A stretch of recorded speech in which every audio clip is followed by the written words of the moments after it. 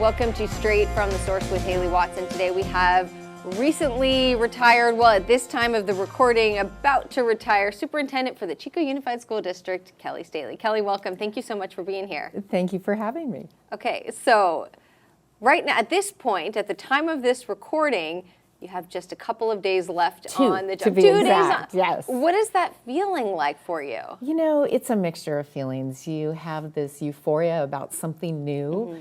But there's also, honestly, a sadness about, I've been in Chico Unified for 24 years, 18 as superintendent, and I do wonder, you know, what's going to happen when I wake up Tuesday morning, July 1, and I don't have any structure, nothing that is on my to-do list to get done. So it's emotional and yet super excited. So being the kind of person who's already thinking about missing the to-do list, I'd probably bet that you have a new to-do list with a different set of fun, creative, interesting things, right? I do. Let's talk about retirement. Okay, Who cares about the work? Jobs behind me. What's next for you? In the rear view. So one of my lifetime passions that I've had is horses. So I recently just purchased 2 new horses, bringing the total up to 4. And they're both young, so there's a lot of work to do with them. So, you know, on the to-do list is clean the stalls, feed, set up, all of those things on a daily basis. So that'll provide some structure. You are talking to a big horse girl. Oh, I didn't know that. Okay, come ride. Okay, so do you live in Chico or in Butte County? I live just outside, off of Garner. Okay, so are you able to access any trails from your house? Yes. Do you trailer to the park? You do? I do. So I'm right along Mud Creek. So you just ride along the levee. I can go all the way to the park or all the way to the river. That's great. It's fabulous. What kind of riding do you do? So I have quarter horses and I show in reining. So if you've ever watched Yellowstone, it's where the horses run and slide and they do the spins. So it's kind of like, it's very technical. So I would say it's like ice skating on horseback. I love that. Okay, Lots of maneuvers. So I grew up in Southern California. I did dressage, hunter jumper, and that was something I found interesting when I moved up here to Chico.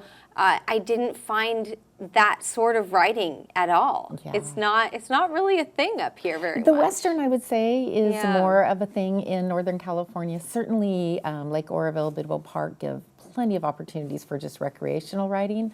I have always enjoyed the competition side of it.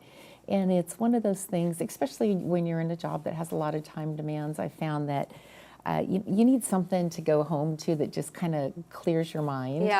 And even going home to feeding and yes, cleaning stalls. You know, there's something that is rewarding in saying, okay, this manure is at least going to get hauled away. It'll be back tomorrow, but you know, it's gone. I always tell my husband that, like, I would love the idea of riding horses right now, but I don't at this time because I'd love to have the prop. Yeah, but there's something special too about having that the property where your horse, because it's part of your family, and you live there, and it's Okay, so that's one thing.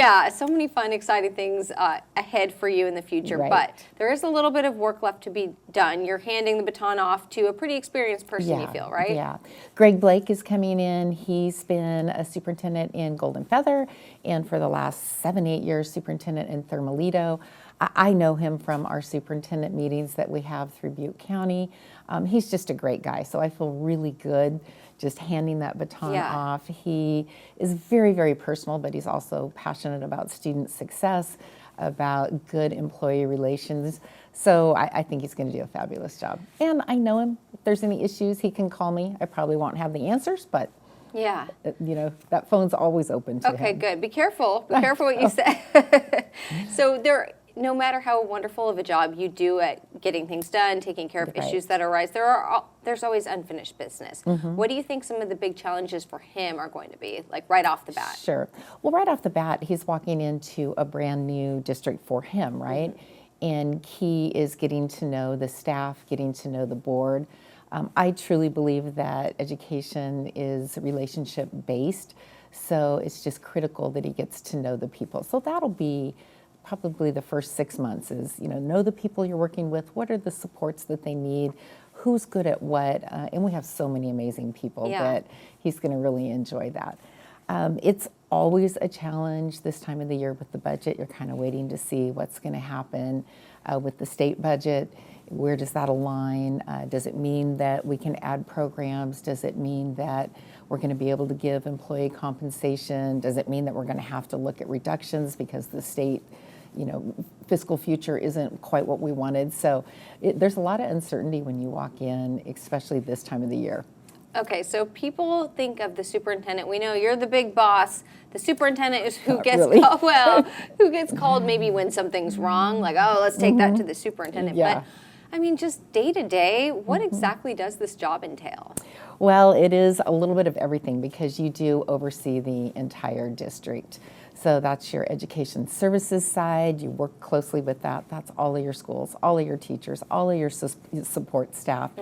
And that's also HR. They're all kind of intermingled because education's a people business. Yeah. So we have about 1,500 employees, and there are always great things to recognize, but there are occasionally things that happen that shouldn't, and so you have to deal with that on the HR side as well. Yeah. And then as we were talking about the business services side, and while that is the budget, and that's the part I think everybody focuses on, probably the most critical part are the services that are provided there. Your custodial services, somebody has to keep the schools clean and functional. Transportation is always a biggie, getting kids to and from school. Nutrition services, nobody ever loves the food that you have to provide within the guidelines of the state, but our nutrition services department does a great, it's hard to make good. I hear great things. My kids love Do to they? school Oh, I love food. hearing that. Yeah. The requirements don't allow you to use very much sugar, very much salt, any oil, Well, and the so after a parents like while, that, and you're the kind of like, kids- wow, what can you do with this? I don't Yeah. cook anyway, so thank goodness that somebody else is in charge of that, and I'm glad to hear they're doing a good job. I was impressed from day one when I first came here as a reporter, and I remember doing a story with, maybe it was Vince over at probably, the for nutrition and I was services. so impressed with the health, the level of standards in the food. So even if the kids aren't thanking us yet, they will one day.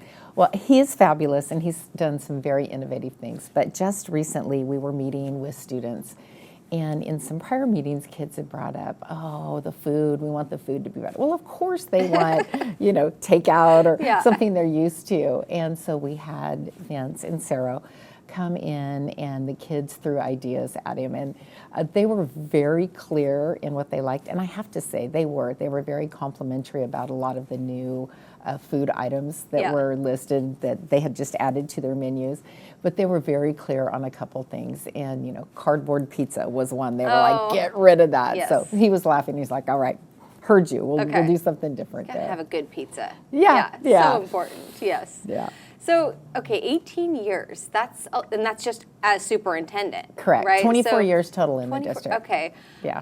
That's a whole adult person there. I think that every generation we look back and we think, well, back in my day, we would never talk to our teachers like that or what. And I remember when I was in school and my dad and my mom would see how like some of my classmates behave, they would say, back in my day, we would get slapped on the wrist if we Right. Things have changed, and they're always changing, right? How do you think the dynamic is right now between, principals, teachers, and their students? I mean, do you feel like kids respect adults these days? Absolutely. Yeah. I absolutely do. So just for context, I was a high school English teacher and then a high school assistant principal, high school principal. And the thing that I see that has changed the most, for me looking at it, certainly not someone else that is newer, is just the social media and the technology aspects. So when I was a high school principal, our biggest worries were, pagers and beepers. And then now, the things that can be said, both good and not good, via social media that can be done anonymously and not anonymously, I think adds a whole nother layer. And I just think, if everything I had done in college, or probably even high school for that matter, was recorded and was there forever. Oh my gosh. Can you imagine? Oh my gosh. I'm so grateful there wasn't Facebook when I was in and my that's early 20s. the reality of what these kids are dealing with. So there's just different communication channels, and I do worry about that, and I worry about all of us do stupid things at certain times, and that always being there if it gets posted somewhere. So I think that's a challenge, and it's a stressor, and certainly a social concern for some of our students and parents, I'm sure, as well. But that said, we did some data recently because it really felt like we had seen an uptick in student behavior issues. Yeah. And we did, without a doubt, after COVID. Everybody kind of forgot how to behave in a civil manner. Right. And so it was retraining people. And we had to think, kids usually learn, what is that saying? You learn everything you need to know in kindergarten. Yeah. Well, we had kids that didn't go to kindergarten, didn't go to first grade. So it was making up for some lost time there. And just, reteaching the behaviors that we expected. So, of course, there were things we were seeing like, oh my gosh, where did this come from? Right. But that said, when we actually went through and looked at our discipline data, the vast majority, 90-something% of our kids have never been suspended. They have not been in trouble. And, you have a few that have, but they tend to repeat, and so we've been really fortunate to get wellness counselors so we can really focus on those students that are having behavioral issues, or really the behavior will stem from social emotional issues, things they're facing at home, perhaps struggles with friends, and trying to get to the root of that. Yeah, it seems like Chico Unified has been adding support in terms of having more counselors on campus, and it's kind of the norm these days to say, it's okay to talk about mental health issues. It hasn't always been that way. It has not always been that way. And it's refreshing, but it's also scary, right? It's brand new. And sometimes when you hear about some of the challenges that kids are facing, first of all, I'm like, oh my gosh, I'm so fortunate that I've never had to personally deal with some of these things. But then you also go, holy cow, what can we do? Right. And you just want to give them a big old hug and say, it's going to be okay.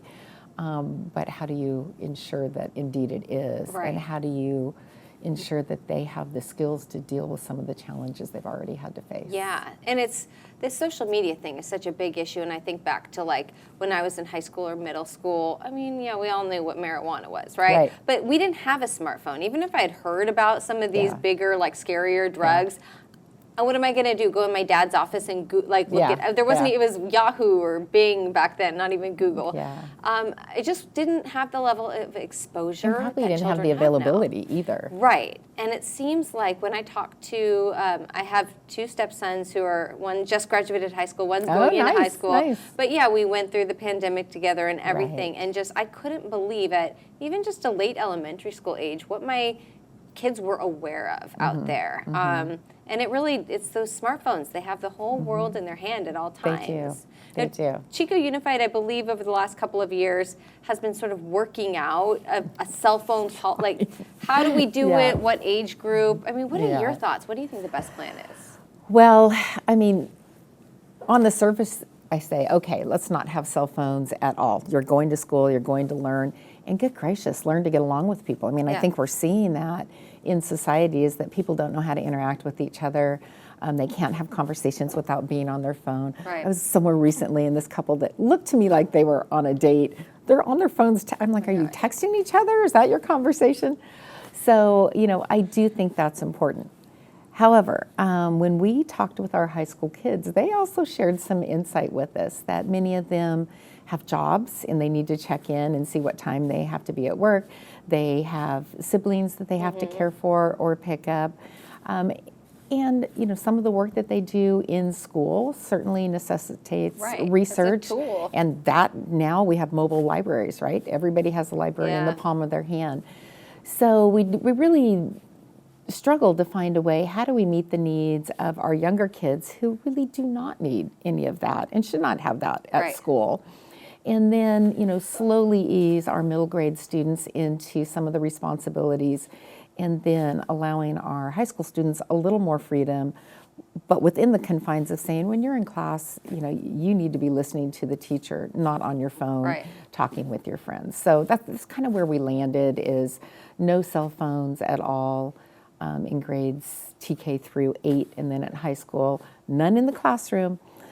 But during your passing periods, you have that freedom and start learning how to deal with that. Well, and I know that there are going to be those parents. Well, some parents like me, I say, hey, take them away. That's fine. Get a little box, lock them up at the just keep them off the phone. But some parents are super nervous and want to be able to get in contact with their kid at any time. Exactly. So that's another question I have for you is, how have you navigated the role of the school and that time frame that the kid is essentially yours, belongs to the district and their teachers. And then, of course, the parent who says, well, this is my kid. And what are you teaching my kid? What are you keeping from my kid or putting in their minds? I mean, that's been something, it's probably been worse over the last few years than ever before, right? With maybe a lack of trust from some parents. Yeah, it was interesting. Things really switched again during COVID. And there was good and bad in that. I mean, there's a silver lining to everything. You know, the bad was we were in it overnight and nobody had experienced teaching online at that point. So everybody truly we were flying by the seat of our pants. All right, here's what we're going to do. And, you know, I am sure that we made decisions that looking back now, we would have done differently. But you're in it, and it was important to keep the kids engaged and provide instruction. And, you know, we certainly did that. And I will never forget trying to watch a kindergarten teacher teach online. I mean, that should never, ever happen. She was amazing, but, you know, you had kids falling off their chairs and other kids, you know, playing with other kids' faces, you know, because they could see it on the screen. It was entertaining, but it was certainly challenging for our younger students.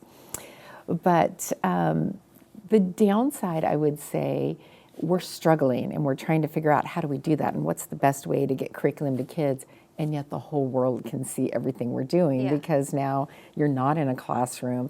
You have parents, grandparents, aunts, uncles, whatever, that are doing good, sitting with their child, trying to help them. Auditing the class. But they're also like, you know, we could do this differently, or you know, you're teaching X. Why aren't you teaching Y?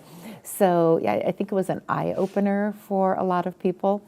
You know, for us, it did end up being fine. Certainly questions about what we're doing, but we do follow the state standards. So, you know, what we are doing is exactly what the state has outlined for us to do, and we try not to veer from that. What do you think? I don't mean to cut you off, but I'm just so curious because I see a lot of finger pointing at what's being taught in a certain classroom or what should the district have done about X, Y, Z. But isn't the state really controlling a ton of what you're doing? We have standards that we have to teach. So you have to hit X, Y, and Z. How you get there is up to each individual teacher. We do believe in that, you know, academic freedom within reason, obviously. But, I mean, that's what makes it interesting for kids. And if everybody did it the same, you could record it, press the button, and here we go. And I think we saw, again, during COVID, that didn't work. I mean, we were pretty lockstep because we had to be during COVID. And yet different kids have different learning styles. You know, some kids humor and hands-on really works. Other kids is I want to be able to find it in the textbook and know exactly what the answer is. You know, we're all different that way. And having our teachers be able to teach in different manners allows for kids to learn in different ways. So I fully support that. But we do have to teach what the state outlines for us. So what comes to mind for me is more controversial things that you probably hear about. Maybe it's only 10% of parents are really upset, but they're the things that stand. Sex ed, yes. Trans sort of issues. How do we talk to kids and at what age? Is it the state that says, okay, we start in 5th grade? Is it the state that says, like, you have to say assigned female at birth rather than, like, who sets that standard? Is that do the teachers? So that comes out of our health state frameworks, and it really outlines, you know, what we do and when we do it. And yes, you know, I think we all know that there are certain things, especially with the LGBTQ world, that, you know, some people have some very, very strong feelings about, and that is now playing out on a national level. In California, it's a little different. California tends to be a little more liberal, and California laws reflect that stance. So yes, there are laws that really do clarify when you talk about things. Transgender is one thing that is in our sex ed curriculum that does have to be talked about. And I know that drives some people crazy. But that said, you know, we really try to work with our parents and meet the needs of both what the state is demanding we do and working with our parents and their belief system. And it takes a lot of communication. Okay. Do you feel like, for the most part, that that Chico Unified has good relationships with its parents, and that there's, do you have parents emailing you, coming to your office, speaking with you or with the principals? Oh, for sure. Yeah. For sure. But I will say we welcome that because we can always be better, and I think all of our schools would say the same. I mean, I believe we have schools that are doing, all of our schools are doing absolutely great things, but you can always be better. Right. And one thing that I've always said, we're going to be clear, transparent, and open. And if you have questions, come to us, and we're going to be honest about it. If we have mishandled something, you know what? We're going to own that, and we're going to be better. And learn from it. And that's, not into hiding things, not into saying that we didn't do things that did in fact happen. Let's be better. Yeah. And that does take a lot of conversations. I will say, not a lot of those get to my level. And I am sure there are things that happen probably on the hour, definitely every day, where parents are a little concerned about one thing or another at the school site level. But there is a process to, I wasn't happy with that answer. Let me take it to the district office and talk to one of the assistant superintendents or the director of secondary or elementary. And then if not, they'll end up in my office. And that's pretty rare. Yeah. Okay. Let's talk about keeping kids safe on campus. What a responsibility it is to have parents say, okay, I entrust this district to the care and safety of my child. Right. And, we had Chico Police serving as school resource officers for a while. That grant money ran out. I've seen more fencing around, say, Chico High School, for example. And then randomly, I'll get an email saying, we're afraid of the fencing because we're trapped in here. It's like almost no matter what you do, something could upset somebody else. How do you feel about where things stand right now? Well, it's a delicate balance, and honestly, I hate that we have to have our schools fenced in and that we have to have security cameras and that we're in a society where that's even a thing, right? I mean, nobody wants to think about violence in schools, but it has happened, and we need to protect our kids. So back when I was going to school decades ago, schools were wide open, and it was expected that you come onto campus and you play on the weekends, and they were well used. And you'd have fencing to keep the balls in, but not necessarily to keep other people out or to keep kids safe. And as we've seen with different types of, whether they're natural disasters or really violent crimes, it's a reality. We have to keep our students and our staff safe. Yeah. So we have gone to fencing around schools with single points of entry. At our high schools, double points of entry because you have 2,000 kids coming in, but really all coming through a central point. We do have cameras that are on our campuses so that one, we can see areas of the campus that maybe aren't as easily seen. Or if something does happen, you can go back and see what happened.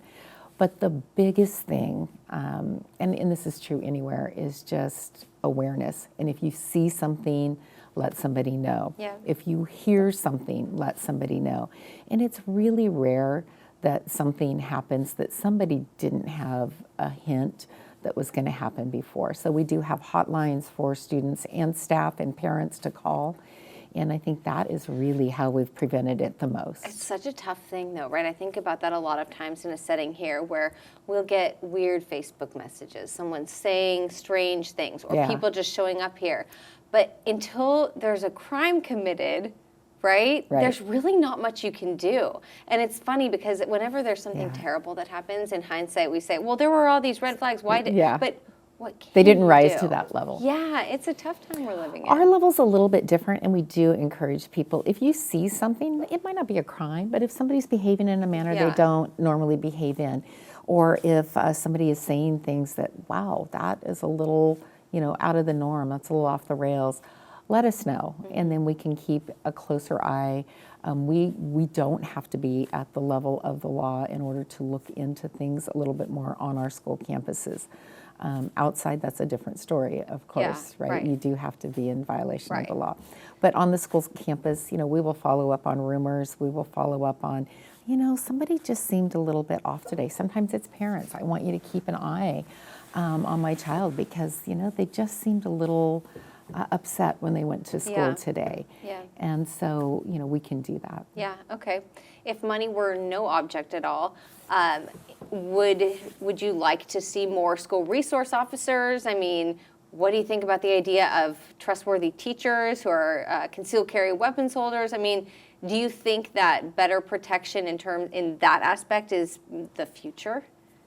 So we've had school resource officers, and we've had some that have been absolutely just amazing. Peter Durfee, he was fun. Durfee was, yeah. I mean, we've had several. In fact, I can't think of one that was not so good, great. right? But they were fabulous.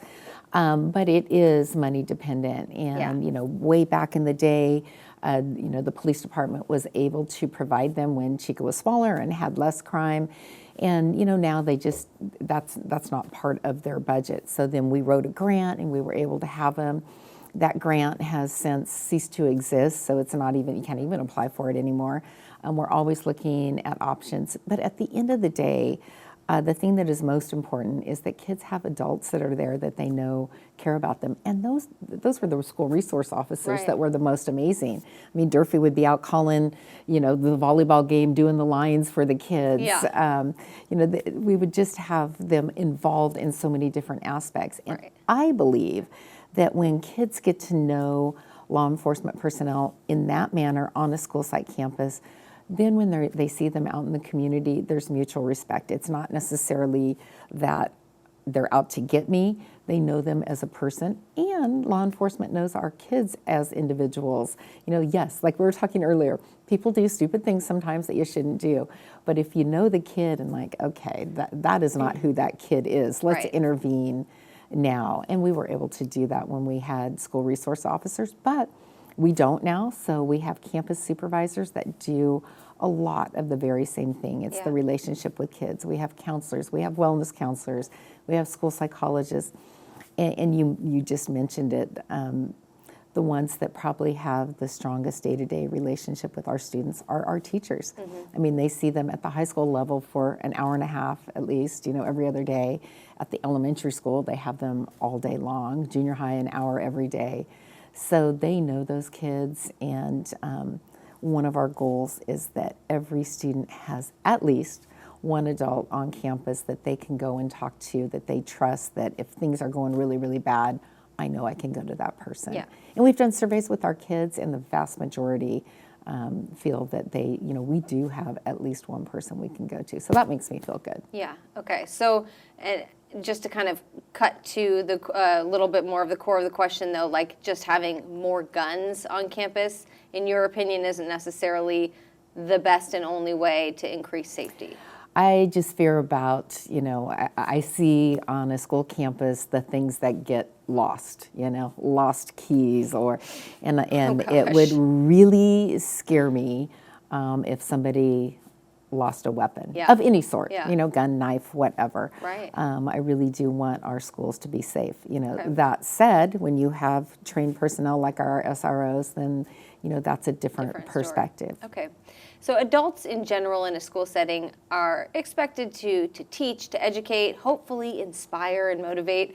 However, I'm sure there have been students throughout the years who have just blown your mind and inspired and motivated you. Can you think of any examples? Oh, yeah. And there have been several over the years. So one of the things that I've been involved in is the Reading Pals program. And, I've been tied with Chapman Elementary School and assigned to students there. And, we touched on this a little bit earlier, but the challenges that some of our kids face, from homelessness to domestic violence to coming to a country and not knowing the language at all. Yeah. And then just the fact that they get to school, to me, is incredibly amazing. So that when they do get there, I just want it to be one big, huge, warm embrace. And I have had the opportunity with several different students, but, two really popped to mind that had some huge challenges and came into that as non-readers, really disengaged with school. One young individual unfortunately I'll talk with my hands and I go like this and he'd jump and flinch, and it was just like, oh my gosh. And to see them work through that and find a place that I am safe here and want to be at school.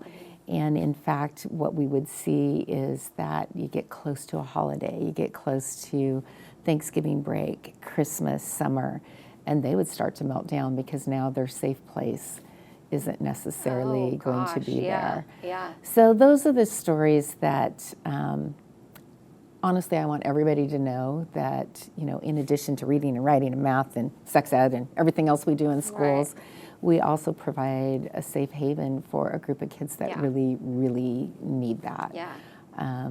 And that's critical as well. Yeah, I mean, school is home to a certain extent. It's where you spend a ton of your waking hours, and that's your community. Yeah. And you talk about that, and just the one that pops to my mind right off the bat is our alternative education program. And just by the design of the program, you get kids who have not been successful in other areas or other schools or have huge, immense challenges in their life. And then when you go, as I just recently did, to the alternative ed graduation, and you see those kids, walking across the stage just exuberant about, I accomplished this against all odds.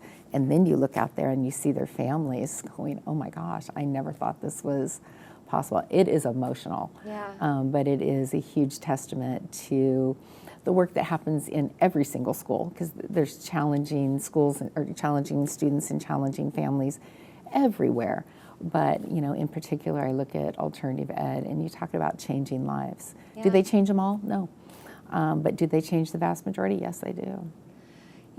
Speaking of alternative, different kind of take on alternative education, like my kids went to Blue Oak for a little while and then moved over to Chico High and Chico Junior eventually. But I thought some of the cool things about Blue Oak was like, they didn't have to sit at the desk. If you've got the heebie-jeebies, and maybe the best way for you to listen is to also be like knitting or something. Right.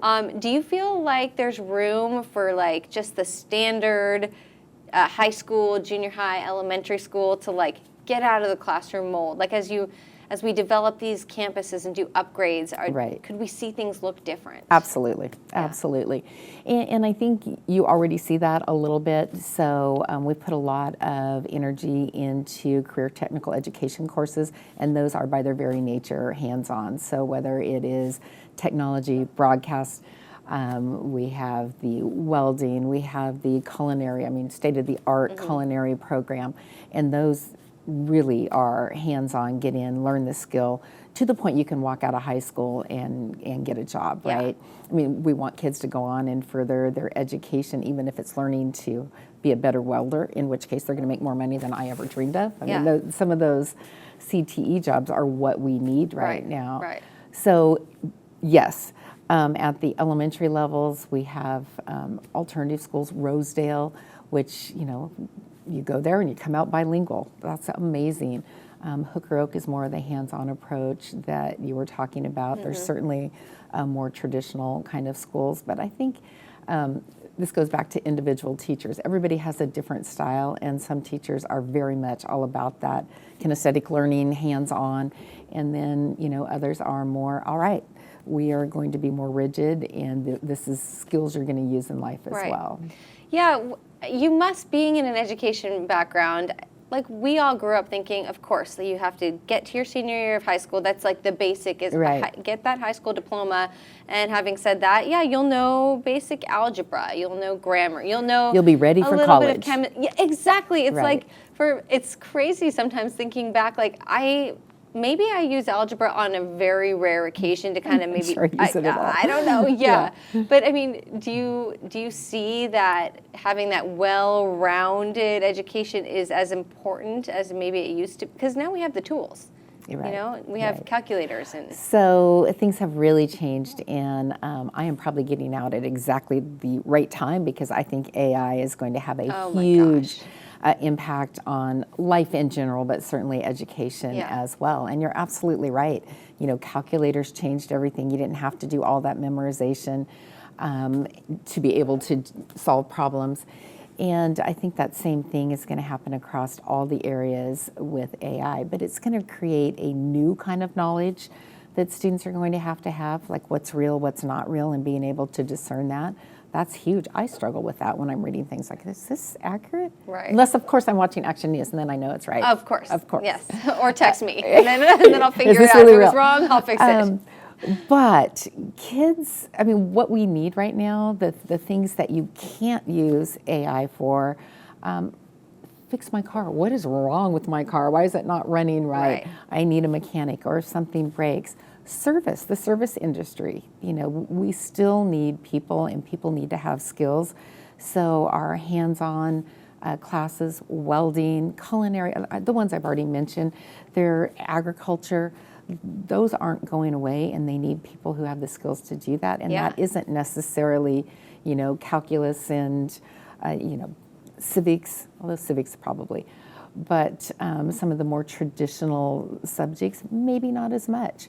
But being able to think and problem solve, creative thinking for sure, because new problems are going to continue to come up. All right, how do we solve that engineering mind? Yeah.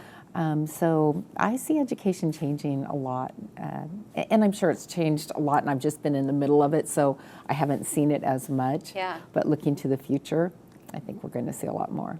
Okay, so as you've had the district on your shoulders for almost 2 decades, when was the time that maybe you felt the most afraid, and how did you navigate it? Yeah. There have been some really interesting challenges. So just over the course of my time in Chico Unified, when I first came in, it was the middle of a fiscal crisis, and Chico Unified was upside down by about $13 million, and it proceeded to get worse as the economy tanked, to the point where we had the state come in and we had some oversight. And so that was a time that was really scary because, first of all, I was brand new and inherited this. I was like, I don't know, how do you fix that big of a hole, right? But we did. We got through it, but it was scary. Are people going to lose their jobs? Are we going to have schools? What happens to the future of the district? So as a newbie, that was a really scary fiscal time. And then, we came out of that, and we went through some really ugly times with labor negotiations and relationships with unions. And to see that come around, and it took time, without a doubt, but it really was, I believe, the personal relationships and people understanding at the end of the day, what we all want is great education for kids and safe places for kids to be and to kids to come out and be functioning, productive in society. And so once we got to, okay, this is what our goal is, let's work together and get there, we now have some great relationships with unions. But, looming strikes, scary. Right. That unknown. So the unions represent all, of course, of the teachers in the district are in one of 2 unions, right? So the teachers are all in one union. What we call certificated staff are all in Chico Unified Teachers Association. And then all of our classified staff, which are people that work in the office, food service, nutrition service, custodial, bus drivers, our classified side are on the CSEA side. So there's 2 big unions. But when you're doing negotiations with the union or whichever union, you're not talking to your local math teacher who works at Chico, right? You're talking to somebody from out of the area. No, that's not true. Oh, okay. So it is a local person. So locally, we negotiate locally. Okay. There is CTA and CSEA on a state level, and certainly they provide support to all of us. Guidance to all of us as well.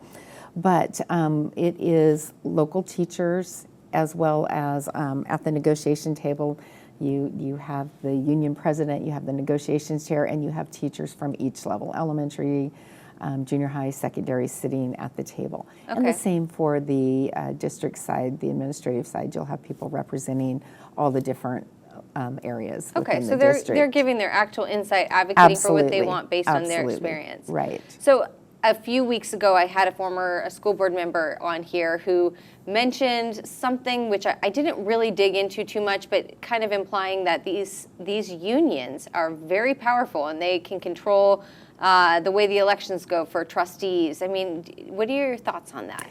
Well, I will say that the California Teachers Association, which is not our local organization, they're an affiliate of that, but they are very, very powerful, and they have a very strong voice. And you just need to look at how many teachers there are in the state, and then they mostly all belong to California Teachers Association.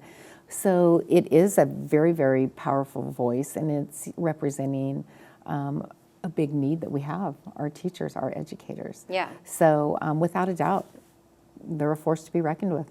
Last kind of more serious question on this Sure. issue. I know that a lot of parents will say, oh, the schools have a liberal political agenda. They want to indoctrinate. I've heard the word that indoctrination used for public schools in California.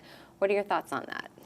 I have a very, very different viewpoint, and I will say it's something that I say over and over again. And, you know, when instances come up where somebody may have a viewpoint and, you know, want to share that in a classroom, we're like, absolutely not. have policies against that, in fact.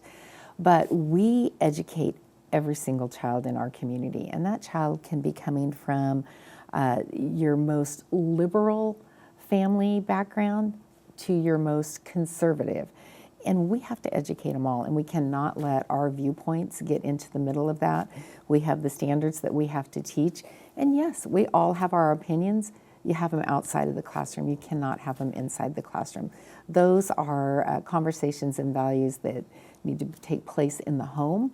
And certainly when kids get outside the home, they're 18, they're off to college, they're doing their own thing, they're going to be exposed to a lot of different things. That's not our job. Right.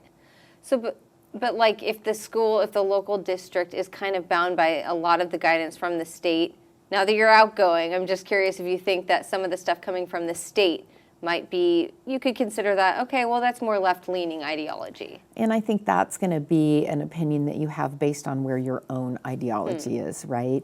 I mean, if you are, very, very far right-leaning, you are certainly going to have some concerns, let's say, with some of the things that may be taught in biology. If you are very, very far left-leaning, you may be saying, oh my gosh, you're not given the realistic perspective. You need to get down and teach this at a younger age. So I think it's relative. Okay. You've seen a lot of graduating seniors come and go, move on to the next level. The generations are also unique and different. This class of kids who are, high school, middle school age right now, what do you think is just the coolest, most defining thing about them? It is interesting how concerned they are about their future. They're concerned about the world. It's something that, I grew up in the 80s, right? And it was a much more, I think, self-centered, how much money can you make? What can I own? Materialistic time. Yeah. And now I really do see students caring about each other, caring about the environment, caring about the world. And I think something that, does worry me is this may be the first generation that won't be as successful as their parents. We'd kind of been on a trend where every generation was improving, and now there's some, national data that is showing, there's a lot that may not even own their own home. Yeah. And I think they're very aware of that and using their own political voice, and then also, trying to enact change. So it's very impressive. Yeah. Okay. And very mature, far more mature than I was at that age. And I mean, I've heard the expression that, tough times create tough people. And so, maybe, and then tough people create good times. And so maybe good times are ahead. And right. So, yeah. Butte County deserves some good times because we've had many, many challenges. So. Yeah. All right, Kelly, thank you so much. Thank I you. appreciate your time. It. Yeah, thank you so much for being here today. Thanks for listening today. I decided to offer this podcast after enough of you let me know that you wanted a deeper dive into certain stories than you get on our TV broadcasts. We elect certain people to represent our voice, but who are they really? My hope is that this podcast answers that question. I love your feedback, and I want to know who you'd like to hear from next. Just fill out that comment section and leave us a review on Apple Podcasts, YouTube, or Spotify.